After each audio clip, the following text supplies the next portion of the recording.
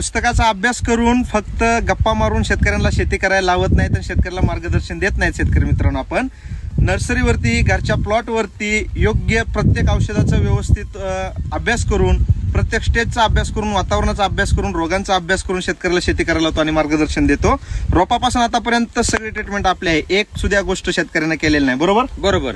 आतापासून रोप लावल्यापासून सगळं मार्गदर्शन राजमुद्रा नर्सरीतून भेटलेला आहे. 11 वेल आहेत. वेल किती आहेत इथं? रोपाची संख्या 11. मालाची संख्या किती आहे?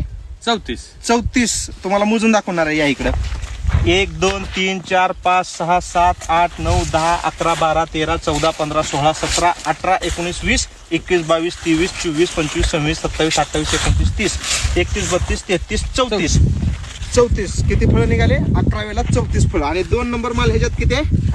किती? 2 नग. फक्त 2 नंबर माल 2 नग आहे बरं का. हा फक्त 2 नंबर माल आहे. अख्ख्या 34 फळात 2 नंबर जो माल आहे, जो 500 ग्रॅमच्या आतला माल आहे, तो फक्त 2 नग आहेत. शेतकरी मित्रांनो, अशी जर क्वालिटी ना, असं जर जबरदस्त माल निघत असेल तर नक्कीच ॲव्हरेज पडतो आणि नक्कीच शेतकरी प्रॉफिटमध्ये जातो. रेट किती असो, मी पहिल्यापासून शेतकऱ्यांना सांगत असतो, रेटचं देणं घेणं नाहीये. रेट कमी जरी असले, क्वालिटी माल काढा, पैसे होणारच. कधीच लॉसमध्ये खरबूज येणार नाही. धन्यवाद.